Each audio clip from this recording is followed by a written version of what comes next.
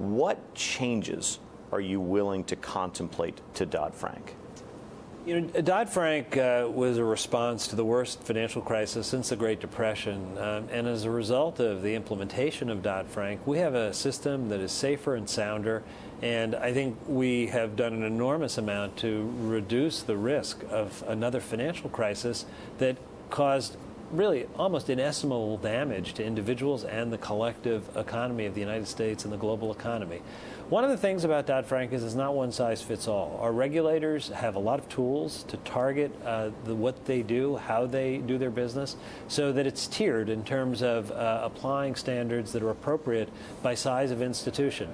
We have encouraged regulators to use their regulatory flexibility to the greatest extent that they can so that they can be sensitive to the differences in risk. But some of this is going to require an actual statutory change. It's one of the things that Daniel Tarullo has said at the Federal Reserve, that they would contemplate, for example, he would support something that excused banks under, I believe, $2 billion in assets from the Volcker Rule, for example. Is that a change that you would contemplate? Do you think there are going to be any statutory law-based changes and not just regulatory changes? Well, I think that the Volcker Rule right now only applies to institutions that are engaged in transactions that are the kind that during the financial crisis it was believed necessary to have more transparency into.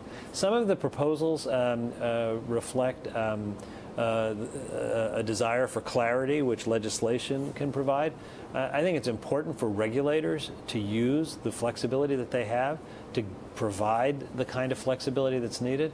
One of the things I worry about in the legislative debate is the definition of small means different things to different people. For example, in terms of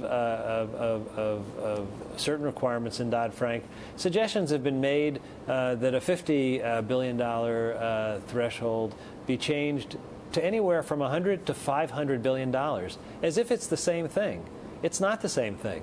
$500 billion institutions are just enormous institutions. They're amongst the largest financial institutions in the world. The truth is, even $150 and $200 billion institutions are that large. So I think we have to be careful not to get into a conversation where we start rolling back some of the core protections that have made our system safer and sounder.